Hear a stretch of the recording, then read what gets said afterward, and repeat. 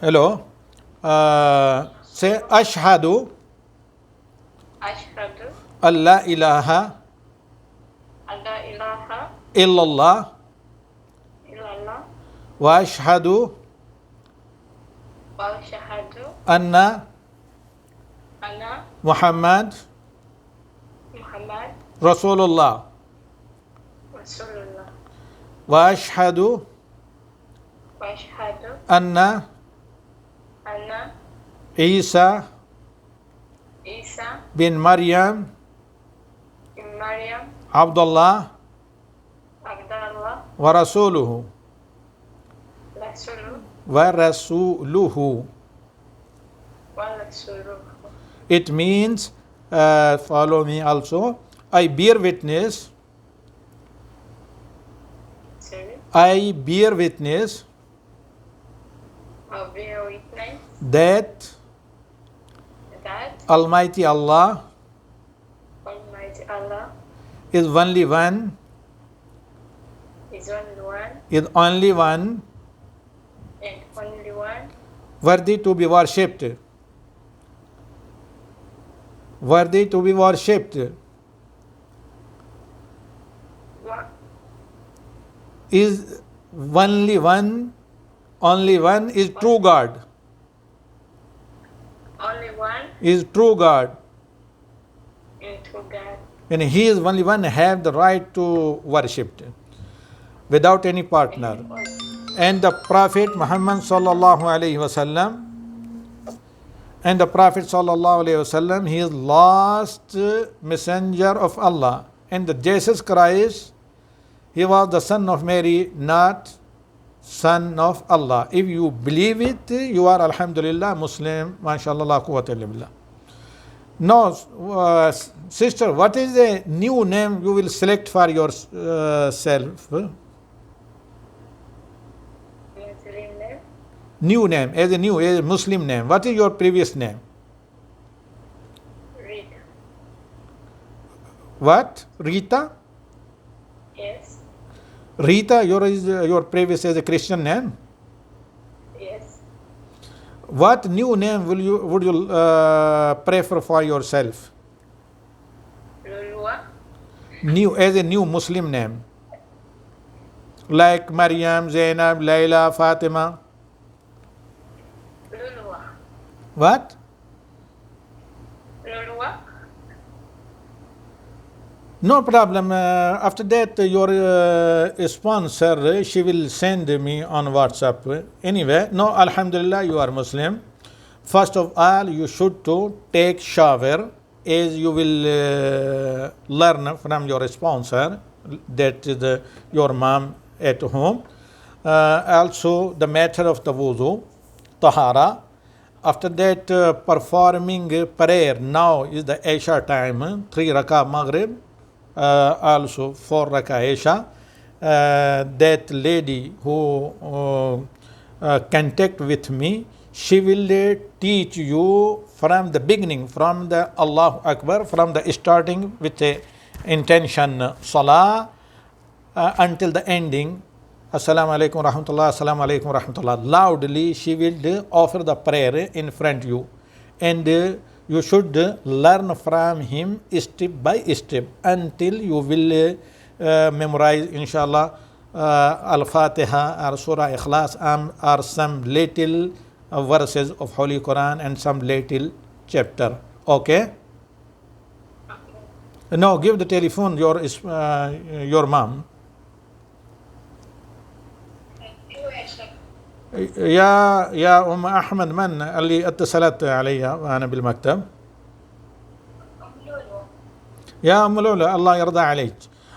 الآن أول ما تقومين به تعلمين الاغتسال، لأن من هنا ربما هي اغتسلت قبل أن تنطق الشهادتين، لأنها هي نطقت الشهادتين وأقرت بأنه يعني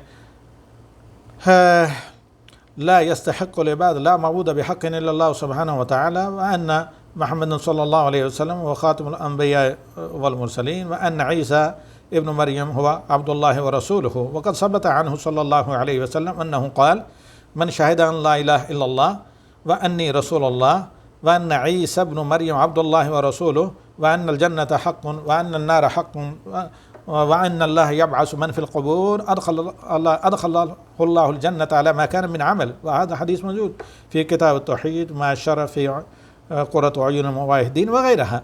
هي الحمد لله بشهادة النبي صلى الله عليه وسلم هي الآن نطقت الشهادتين وشهد بأن الله هو المعبود لا معبود بحق إلا هو، لا يستحق العبادة إلا هو، وأن محمدا عبد الله ورسوله، وأن عيسى ابن مريم عبد الله ورسوله، وأن الجنة حق وأن النار حق إلى آخره. هي الحمد لله مسلمة. الآن فقط ما عليكم إلا أن تعلمونه الطهارة، الاغتسال أول شيء، ثم الطهارة، ثم الصلاة على حركات فقط لا أكثر. لا ما سبحان الله الله أكبر. لأن هناك رجل شيخ مسن جاء النبي صلى الله عليه وسلم ونطق الشهادتين، فقال: يا رسول الله ما أني أقدر أن أحفظ الفاتحة. فرد عليه الرسول صلى الله عليه وسلم: فداء أبي وأمي، قال: ما عليك إلا أن تسبح الله سبحان الله الحمد لله. فما عليها إلا حركات الصلاة المفروضة فقط لا أكثر. فأنت تتوضعين قدامها فهي تتعلم وضوء، آداب الوضوء، تتوضأ.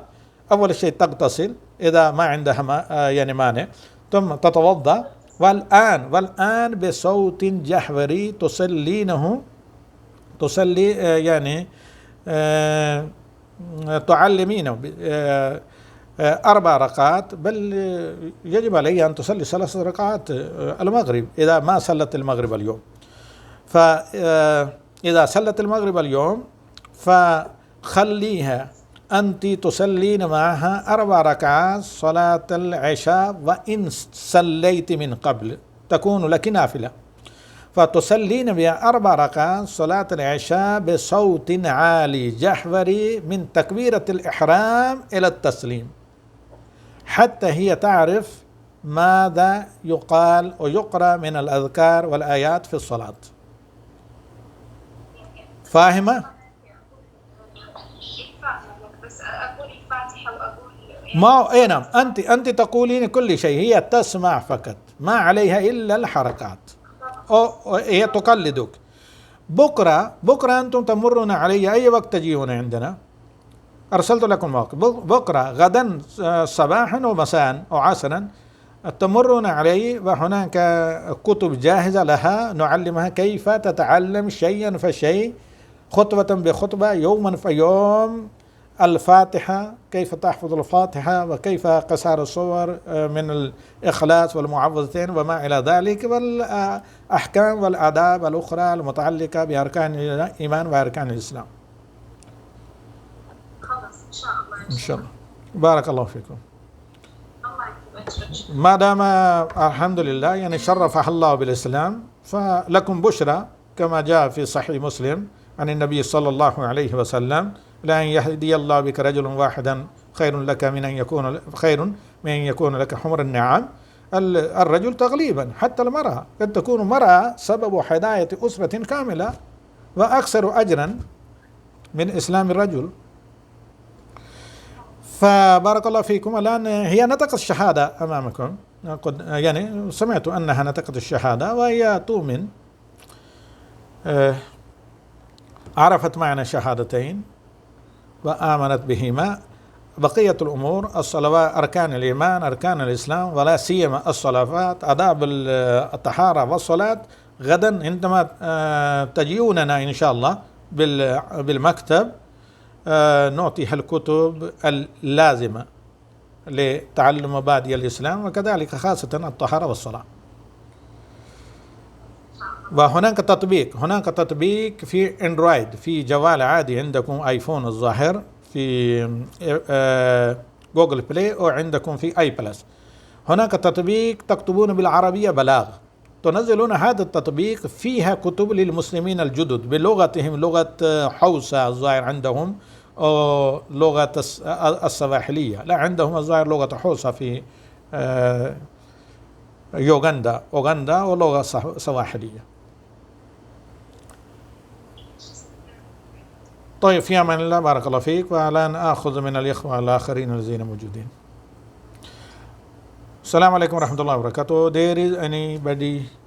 ہاں کوئی اور تو نہیں ہے آپ لوگوں میں سے جس کو کوئی کوشچن سوال کرنا ہے؟ جی السلام علیکم.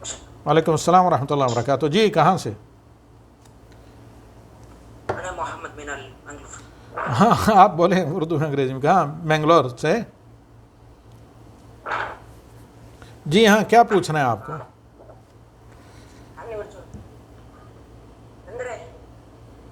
ہیلو جی جی محمد، ہاں پوچھیے فرمائیے. جی جی ڈاکٹر مرتضی بن بخش کے بارے میں آپ کو کیا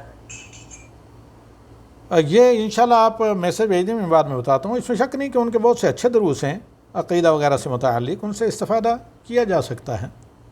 لیکن بیسکلی ان کا شعبہ طب ہے، وہ دعات میں سے ایک داعی ہیں اور کافی قابل قدر ان کی کوشش ہیں عقیدے کے سلسلے میں. اپریسیٹ کیا جانا چاہیے. آپ ان سے استفادہ کر سکتے ہیں. وہ دعات میں سے ہیں، بیسکلی ان کا فیلڈ جو ہے میڈیکل ہے. تو فتویٰ جہاں آپ کو لینا ہو، فتویٰ اسی کسی سے لیں جو اوتھینٹک اسکالر ہو اسلامیات کا.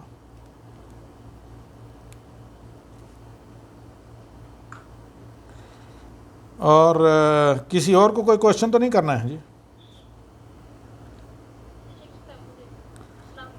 جی السلام علیکم رحمۃ اللہ. وعلیکم السلام ورحمۃ اللہ وبرکاتہ. جی فرمائیے. شیخ صاحب محرم کے تعلق سے جو مبارکباد دیتے ہیں نیا سال کی، یہ سنت ہاں یہ ٹرائیں تھے. نہیں کچھ، یہ تمام کے تمام بدعات میں ہیں. نبی صلی اللہ علیہ وسلم کے زمانے میں آتے رہے. اس سلسلے میں کوئی بھی صحیح حدیث نہیں ہے. بلکہ حقیقت یہ ہے کہ ہر ایک مسلمان کے لیے ایک نیا سال آنا اس کی عمر میں کمی ہے. وہ اور زیادہ آخرت کی طرف قریب ہو جاتا ہے. اگر وہ اچھے اعمال اس میں کرتا ہے تو اس کے لیے مبارک ہے. اگر خدا نخواستہ کوتاہی ہو تو اس کے لیے کہاں یہ مبارک ہے. بلکہ ایسے موقع پر اس آدمی کو ہر ایک مسلمان، اسلامی آداب اس سلسلے میں یہ ہیں کہ ہر مسلمان کو ہر دن کے بعد شب کو سونے سے پہلے اپنا محاسبہ کرنا چاہیے. اسی طرح ایک تسلسل کے ساتھ اپنی زندگی اور عمر کا محاسبہ کرنا چاہیے. اس پر مبارکباد نہیں بلکہ نبی صلی اللہ علیہ وسلم کے اس فرمان کی روشنی میں آدمی کو اپنی اصلاح کرنی چاہیے، یا خطبہ کو، کہ لن تزول قدم ابن آدم حتی یسأل عن 40، کہ قیامت کے دن اللہ تعالیٰ کی عدالت میں کھڑا ہی رہنا پڑے گا یہاں تک کہ 4 سوالوں کے جواب نہ دے. عن عمرہ فیما افنا، عمر کے بارے میں کہاں گزاری. وعن شبابہ فیما ابلا، جوانی کہاں پر پرانی کی. وعن مالہ فیما وعن مالہ فیما من این اکتسب وفیما انفق، مال کہاں سے کمایا، کس میں خرچ کیا. تو سال اسی میں عبارت ہوتا ہے. اگر ان 4 آؤٹ شدہ سوالوں پر بندہ اتر جاتا ہے صحیح تو وہ کامیاب ہے. اس کے لیے کوئی مبارکباد دے یا نہ دے مبارک ہے. اور اس لیے مبارکباد دینا درست نہیں کہ آپ نہیں جانتے کہ بھائی سامنے والے کا یہ سال کیسے گزرا ہے، کس چیز میں. آپ اس کو تعزیت کریں یا سوگ کریں یا مبارکباد دیں. تو لہذا اس آدمی کے لیے یہ تبھی مبارک ہے جب وہ برکت کے کام کریں. اور اس کے لیے مبارک ہرگز نہیں ہے جس نے یہ عمر کا حصہ اللہ کی معصیت نافرمانی میں گزارا ہو. شیخ صاحب میرا اور ایک سوال یہ تھا، کر سکتے اور ایک سوال؟ جی جی اگر کوئی بندہ یا بندی مطلب اللہ کی عبادت بھی کرتے ہیں، کام بھی کرتے ہیں، لیکن کسی وجہ سے بہت زیادہ چھڑ وغیرہ، جیسے بات کرنے میں تھوڑا سا جیسے جھڑک کر بات کرنا، چھڑ کی وجہ سے، بیماری وجہ سے یا کوئی ٹینشن وجہ سے کرتے ہیں، تو کیا پھر اس کے سارے عمل ضائع ہو جاتے ہیں؟ نہیں ایسا سارے نہیں ضائع ہوئیں گے. اس میں تفصیل طلب ہے جواب. اگر وہ آدمی بلا کسی عذر کے، اس کو اپنے اوپر کمانڈمنٹ ہے، اختیار ہے، لیکن اس کے باوجود اپنے پر قابو نہیں کرتا اور جان بوجھ کر دوسروں کے ساتھ بد اخلاقی سے پیش آتا ہے، اور تو ظاہر بات ہے ایسی صورت میں اس میں ظاہر اس بات کا امکان ہے کہ اس کے نیکیوں میں سے ان کو دیا جائے جن پر ظلم کیا ہے، جن کے ساتھ بد اخلاقی سے پیش آئے ہیں.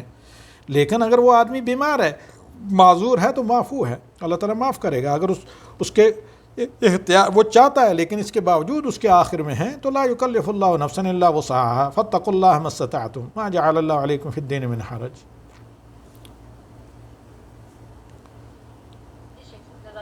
تو اب میں اجازت چاہوں گا کسی اور کو ناز یہاں پر کوئی نام ہے کسی اور کو تو نہیں کچھ پوچھنا ہے جی آپ لوگوں کے علاوہ.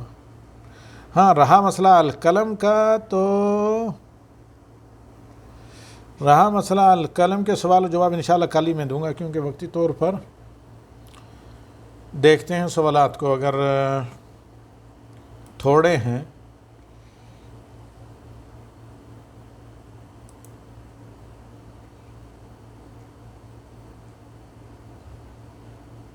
یہ چند ایک سوالات ہیں القلم شعبہ نسواں کے میں چاہتا ہوں کہ ان سے فارغ ہو جائیں.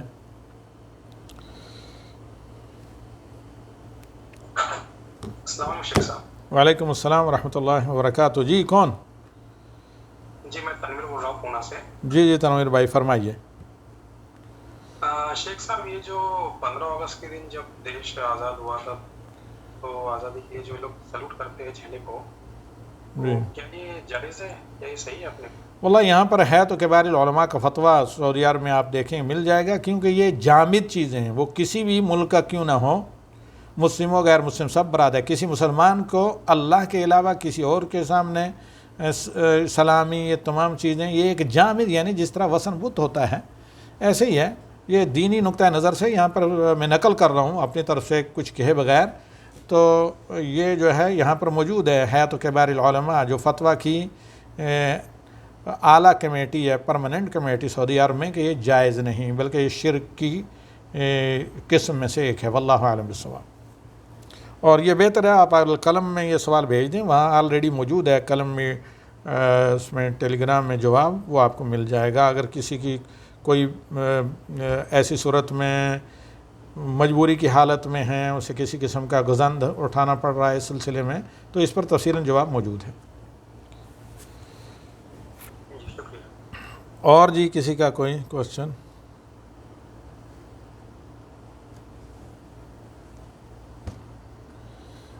یہاں پر آپ سنیے برائے کرم القلم کے جو سوالات ہیں.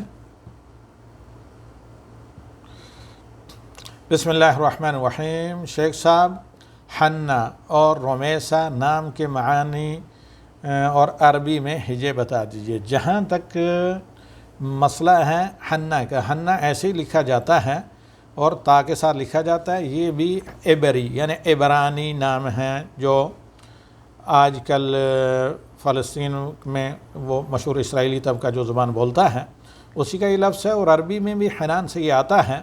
اور یہ جو ہے شفقت اور رافت وغیرہ کے معنی میں ہے. مبارک معنی میں یہ حضرت مریم علیہ السلام کی والدہ کا نام تھا. اچھا نام ہے ایسے لکھا جاتا ہے اردو میں جہاں جیسا آپ نے لکھا ہے اور آگے گول تا سے بھی اس کو لکھا جاتا ہے. اس کے بعد والا سوال ہے رومیسا کا جس طرح لکھا گیا ہے ایسے یہ نہیں ہوتا الف کے ساتھ ہوتا ہے معنی بڑا گڑبڑ ہوتا ہے. اس کا معنی ہوتا ہے دفن کرنا اور اب جو لوگ کچھ لوگ رقص دیتے ہیں اس کا معنی ہے قبر میں دفن کرنا یا قبر یا مقبور وغیرہ وغیرہ. یہ سین سے جو ہے اب چونکہ دفن کرنا اس کا معنی ہوتا ہے تو اب بعض جگہ یہ لوگوں کا نام عورتوں کا رکھا ہوا ہے لڑکیوں کا تو اب لوگ اس کا معنی یہ رہتے ہیں کہ بھئی پردے میں رکھنا وغیرہ یعنی دفن سے پردے میں رکھنا معنی لیا جاتا ہے. یہ نام صحیح نہیں ہے. اس کی جگہ رومیسا آتا ہے یعنی صاد الف پھر چھوٹا الف حمزہ رومیسا.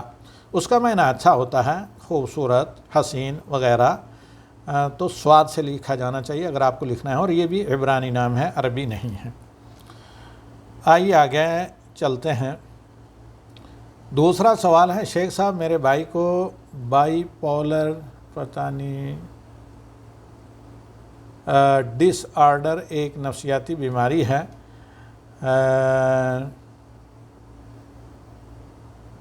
یعنی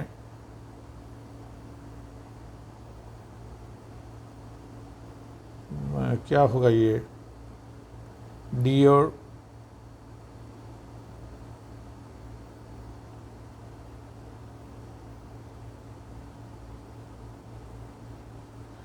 اینی وے میں نہیں اس بیماری کو جانتا، جس کی وجہ سے ہم سب بہت پریشان رہتے ہیں۔ اس کی طبیعت خراب تر ہوتی رہتی ہے، غصہ بہت کرتا ہے، کسی کی بات نہیں مانتا، فضول خرچی کرتا ہے، اور اب شادی کرنے پر بضد ہے۔ تو اس صورتحال میں بھی کیا کرنا چاہیے؟ برائے مہربانی کوئی حل بتائیں۔ بہتر ہے کہ اس طرح کے ماہرین جو نفسیات وغیرہ یا اس بیماری کے ماہر ہیں، ان سے مشورہ لینے کے بعد میرا مشورہ یہ ہے کہ شادی کر دیں، لیکن دھوکے سے کام نہ لیں۔ جہاں شادی کرنا ہو ان لوگوں کو اس کی بیماری کے بارے میں بتائیں اور امانت داری سے کام لیں، تو ہو سکتا ہے کہ شادی کے بعد یہ مسئلہ حل ہو جائے، اور اللہ علاج بھی کروائیں، اللہ سے دعائیں بھی کریں، رقیہ وغیرہ کریں، کثرت سورہ فاتحہ معوذتین پڑھ کر ہو سکتا ہے کہ اللہ تعالیٰ یقیناً اللہ کے فضل کی امید ہے، اگر اس میں ان کے حق میں شفا بہتری ہوئی تو اللہ تعالیٰ شفا دے گا۔ اس کے بعد والا سوال ہے، شیخ صاحب ایک بہن پوچھتی ہیں کہ کیا یہ بات درست ہے کہ رسول اللہ صلی اللہ علیہ وسلم آدم علیہ السلام سے پہلے پیدا ہوئے تھے اور ان سے پہلے نبی بنائے گئے تھے، لیکن وہ آئے سب سے آخر میں؟ اس سلسلے میں رہنمائی فرمائیے۔ سراسر فالیاذ باللہ جھوٹ ہے اور الزام ہے، بلکہ تہمت ایک قسم کی، کیونکہ اللہ رب العالمین نے اللہ کے نبی صلی اللہ علیہ وسلم پر فرض کیا کہ آپ امت کو بتائیں۔ جیسے سورہ کہف آپ جمعہ کے دن تو پڑھتے ہی ہیں، اس کے آخر میں دیکھیے آپ صلی اللہ علیہ وسلم کو اللہ تعالیٰ نے کہا کہ قل انما انا بشر مثلکم یوحی الی وانما الہکم الہ واحد۔ اے نبی آپ کہہ دیں کہ میں تو صرف تمہاری طرح کا ایک بشر ہوں، انسان ہوں، یعنی اولاد آدم میں سے ہوں، میری طرف اللہ کی طرف سے وحی کی گئی ہے اور مجھے نبی اور رسول بنایا گیا ہے، ورنہ تمام انسانی وہ ضروریات میرے ساتھ ہیں جو ایک انسان کے ساتھ ہوتی ہیں۔ اور آگے کہا اسی طرح معبود جو ہے عبادت کا حقدار صرف تمہارا الہ اللہ ہی ہے، اس کے علاوہ کوئی نہیں۔ انما جیسے یہاں جس معنی میں ہے ویسے وہاں بھی معنی میں ہے، لہٰذا اس میں کوئی بھی اور کوئی معنی بتائے تو وہ تحریف کرے گا، فلیعوذ باللہ معنوی تحریف، جس کا درس تفسیر میں آج ہی آپ لوگ جس کے بارے میں وعید پڑھ چکے ہیں۔ دوسرے اللہ کے نبی صلی اللہ علیہ وسلم کا خود صحیح حدیث میں فرمان، انا سید ولد آدم ولا فخر، میں اولاد آدم کا سردار ہوں، یہ کوئی فخر کی بات نہیں۔ جب اولاد آدم کے سردار ہیں تو اولاد باپ سے پہلے کبھی نہیں آتی، ہمیشہ اولاد باپ کے بعد آتی ہے۔ تو یہ مدلل جواب آپ کو مل گیا ہے، اتنا کافی ہے۔ مزید تفصیل کے لیے اس سلسلے میں کتب موجود ہیں، ان سے استفادہ کیا جا سکتا ہے۔ اس کے بعد والا سوال ہے، شیخ صاحب کیا کرامات اور معجزات صرف پیغمبروں تک ہی تھے؟ صحابہ اور ولی اللہ کا کیا معاملہ ہے؟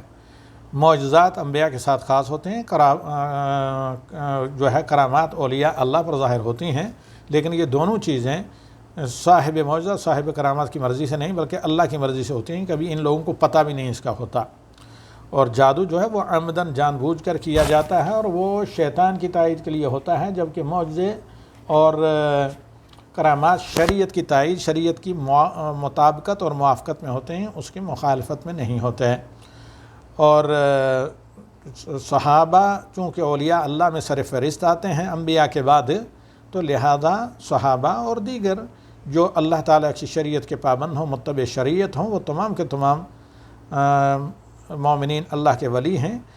اپنے دین کی تائید کے لیے کسی کے ہاتھ پر بھی کرامت ظاہر ہو سکتی ہے، یا کسی بھی کی دعا کی قبولیت کے ساتھ کرامت کا اظہار ہو سکتا ہے، کہ اللہ تعالیٰ کہتا ہے ان الاولیاء اللہ لا خوف علیہم ولا هم یحزنون الذین آمنوا وکانوا یتقون۔ جس کے پاس ایمان ہے اور ایمان کے بعد جس قدر تقوی ہے، اسی قدر وہ اللہ تعالیٰ کا بڑا ولی ہے۔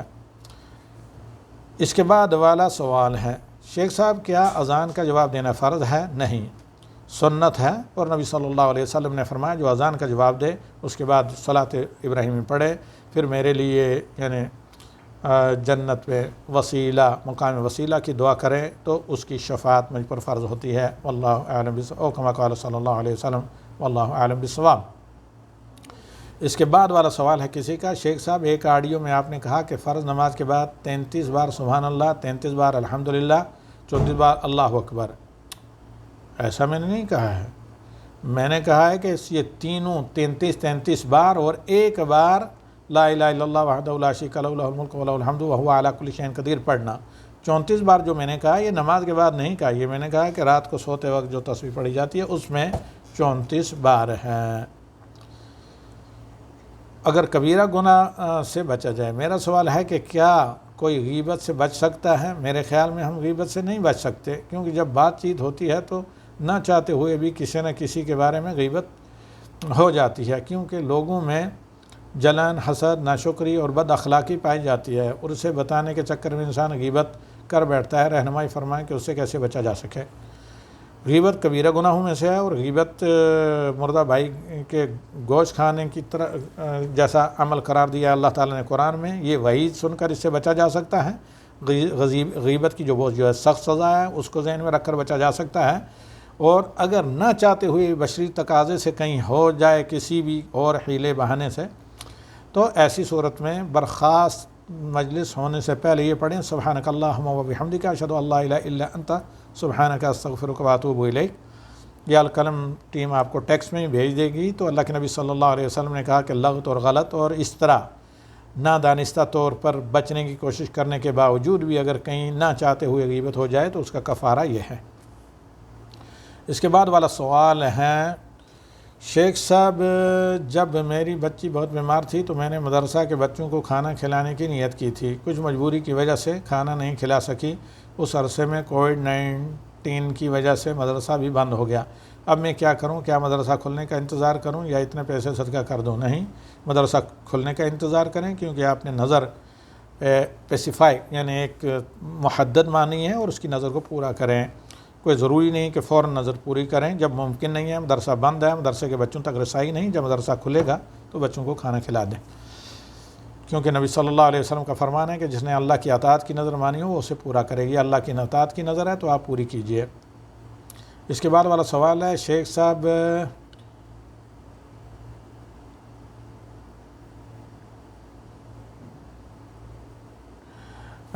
صاحب ترکی نعت خواں کی بہت مشہور نعت ہے یا نبی سلام علیکہ کر کے، جس کے بارے میں ہمارا تو یہ عقیدہ ہے کہ ہم مسجد نبوی میں حاضری دے کر روضہ رسول کے سامنے جا کر سلام کر سکتے ہیں. سوال یہ ہے کہ اس طرح کی نعتیں جو ہمیں سننے میں بہت اچھی لگتی ہیں، کیا ہم ان کو بآواز بلند گھر پر سن اور پڑھ سکتے ہیں؟ وضاحت فرمائیے. اگر اس میں استغاثہ نہیں ہے، اللہ کے ساتھ شرک نہیں ہے، صرف نبی صلی اللہ علیہ وسلم کی تعریف ہیں، یا نبی صلی اللہ علیہ وسلم کے صرف وہ مدح جو خوبیاں ان کے اندر پائی گئی ہیں ان کا اظہار ہے، اس میں غلو نہیں ہے، افراط و تفریق نہیں ہے وغیرہ، تو ایسی صورت میں کوئی حرج نہیں ہے. لیکن اگر اس میں استغاثہ ہے اور غلو ہے، نبی صلی اللہ علیہ وسلم کی حد سے اونچا بڑھایا گیا ہے، یا کہیں نبی صلی اللہ علیہ وسلم کے جو نبویانہ مقامات ہیں اس میں کوتاہی ہے، یا کہیں میوزک وغیرہ ہے، تو ایسی صورت میں نہیں سن سکتے. اس کے بعد یہ ہے کہ شیخ صاحب کیا یہ بات درست ہے کہ رسول اللہ صلی اللہ علیہ وسلم آدم علیہ السلام سے پہلے پیدا ہوئے تھے اور ان سے پہلے ہی نبی بنا دیے گئے تھے؟ اس کا جواب اوپر میں دے چکا ہوں. شیخ صاحب میرا بیٹا 4 سال کا ہے اور اس کی ضدی عادت کی وجہ سے میرے شوہر اسے بہت مارتے ہیں. مجھ سے یہ دیکھا نہیں جاتا. پہلے میں انہیں بہت سمجھاتی تھی لیکن وہ نہیں مانتے. اب میرا ان سے کئی بار جھگڑا ہو جاتا ہے. کیا بچے کے لیے میرا ایسا رویہ درست ہے؟ ہر طبیعی ماں، حقیقی ماں ایسے ہی کرے گی، لیکن اگر وہ اس حد تک نہیں مارتے کہ جسے بچے کا کوئی جسمانی یا صحت وغیرہ کے نقصان کا ڈر ہے، تو ایسی صورت میں آپ شوہر کو سمجھائیں کہ بھئی بچے کو اس طریقے سے کسی بھی اعتبار سے مارنا درست نہیں. نبی صلی اللہ علیہ وسلم نے کبھی کسی خادم کو بھی نہیں مارا، زیادہ کبھی معمولی مسواک سے سرزنش کی ہے. تو اس لیے ان کو ذرا سمجھائیں، اللہ کا خوف دلائیں. لیکن اگر وہ صرف یعنی معمولی حد تک ڈانٹ ڈپٹ ہے تو پھر بہتر ہے کہ شوہر کے امور میں زیادہ جھگڑا کرنے کی حد تک آپ مداخلت نہ کریں. لیکن ہر ماں کی ایک فطرت ہے، کوئی بھی ماں ایسا کر سکتی ہے، اس لیے پریشان ہونے کی ضرورت نہیں. لیکن اس حد تک مسئلہ نہ پہنچے کہ دونوں میاں بیوی کا یعنی جو حقوق ہیں حقوق کی ادائیگی میں کوتاہی ہو. شیخ صاحب کیا 14 سال کا بچہ بیٹھ کر نماز پڑھ سکتا ہے؟ ادھر بتانا ٹانگوں میں درد. اگر اس قدر درد ہے کہ کھڑا ہونا اس کے لیے نقصان دہ ہے، باعث ضرر ہے اور ناممکن ہے، تو کوئی بھی پڑھ سکتا ہے، بچہ ہو یا اور بڑا آدمی ہو. اگر نہیں صرف آرام اور سہولت کے لیے تو پھر جائز نہیں، کیونکہ کھڑے ہونا رکن ہے. اس کے بعد والا سوال ہے، شیخ صاحب ہم نے 5 لاکھ روپے بچے کی شادی کے لیے بچا کر رکھے ہیں، اگر بینک میں جمع کروائیں تو سود لگتا ہے، اور اگر اپنے پاس رکھیں تو ہر سال اس پر زکوٰۃ کی صورت میں رقم آہستہ آہستہ ختم ہو جاتی ہے. اگر کسی رشتہ دار کو رقم جمع کروائیں تاکہ وہ کاروبار کر سکے تو رشتہ دار دھوکہ دیتے ہیں اور پیسہ نہ واپس کرنے کے لیے تعلق ختم کر لیتے ہیں. اگر ہم کسی کے پاس رقم امانتاً رکھواتے ہیں تو کیا ایسا کرنا ٹھیک ہے؟ امانتاً رکھائیں تو جب بھی آپ کو زکوٰۃ دینی پڑے گی. تو لہٰذا اس کے لیے نبی صلی اللہ علیہ وسلم کا بہتر حل ہے کہ اس کو آپ کسی نہ کسی طریقے سے جائز کاروبار میں استعمال کریں، اور اس سے زکوٰۃ بھی ادا ہوتی کی منافع سے، اور مزید اس میں کہیں لوگوں کی روٹی روزی کا سلسلہ بھی چلے گا. اس کے یعنی انویسٹمنٹ جب کیا جائے گا سرکولیشن کے نتیجے میں آپ کو اجر بھی ملے گا، اور ساتھ ہی ساتھ اگر کوئی امانت دار ہو تو قرض بھی دے سکتے ہیں، کیونکہ نبی صلی اللہ علیہ وسلم کی حدیث میں ہے کہ صدقے سے زیادہ اجر ہے قرض کا. الغرض ہے کہ اسے لیکن قرض دیں گے تو تب بھی آپ کو زکوٰۃ دینی پڑے گی. قرض چونکہ امانت دار آدمی کو دیں گی، جب امانت دار آدمی کو قرض دیا جائے تو اس کی زکوٰۃ ظاہر بات ہے. امانت دار آدمی کے پاس قرض ہو جہاں سے ملنا ممکن ہو تو پھر بھی زکوٰۃ دی جانی پڑے گی. بہتر طریقہ ہے کہ اسے انویسٹمنٹ لگائیں، اسے کاروبار میں لگائیں. شیخ صاحب کیا محرم میں ہرے رنگ کے کپڑے بھی پہننا منع ہے؟ نہیں، اگر ضرورت ہو تو پہننا منع نہیں، لیکن خصوصیت کے ساتھ پہننا منع ہے. خصوصیت کے ساتھ کوئی بھی چیز آپ نہ پہنیں. یہاں پاکستان میں اہل تشیع تو کالے رنگ کے کپڑے پہنتے ہیں، ہرے نہیں، جبکہ اہل سنت سرخ رنگ اور شوخ رنگ کے پہننے سے گریز کرتے ہیں. تو کیا ان دنوں میں ہرے رنگ کے کپڑے پہننے سے بھی گریز کرنا چاہیے؟ کسی بھی قسم کے کپڑے آپ مخصوص نہ کریں. نارمل جو کپڑے پہنتے ہیں، خواتین برقع سیاہ لگاتی ہیں تو وہ لگا سکتی ہیں، نارمل جو کپڑے پہنتے ہیں وہ اس میں بھی پہنیں. اسی پر اکتفا کرتے ہیں. القلم شعبہ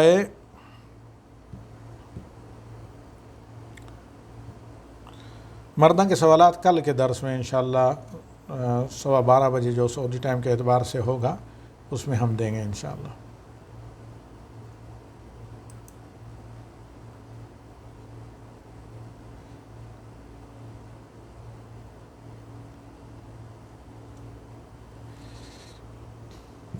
جی کسی اور کو کچھ کہنا بولنا؟